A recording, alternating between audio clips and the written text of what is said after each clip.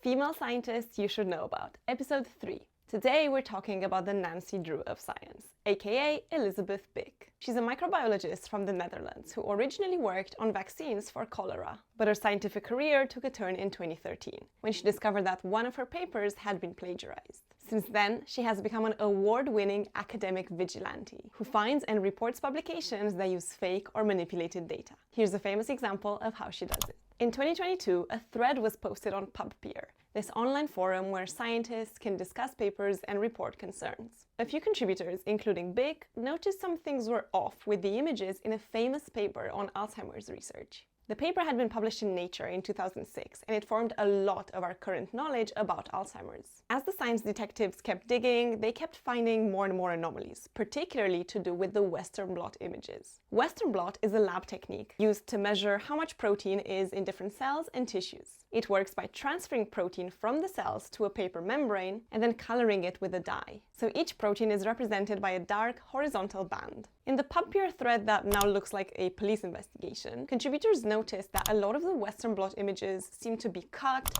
spliced, or even copy-pasted. So the images were manipulated to look like the proteins they wanted to show were indeed there. Eventually, the authors admitted to tampering with the images, and the paper was retracted from the journal in 2024. This was a real blow to Alzheimer's research, which for the past few decades had been operating on this hypothesis of protein clumps called beta-amyloid plaques forming in the brain and causing cognitive decline. The paper was claiming to have discovered a specific subtype called beta-amyloid star 56 that caused Alzheimer's disease. Now, the fabricated data in this paper doesn't mean the entire theory of protein plaques is disproven, but it does mean a lot of time and money was spent developing drugs for beta-amyloid 56, which might not even exist. Bick herself has said that such manipulation causes false hope among patients and their families, and lots of frustrations and missed opportunities for other research groups trying to reproduce these results. To this day, Bick has identified over 4,000 scientific publications that use manipulated data or images.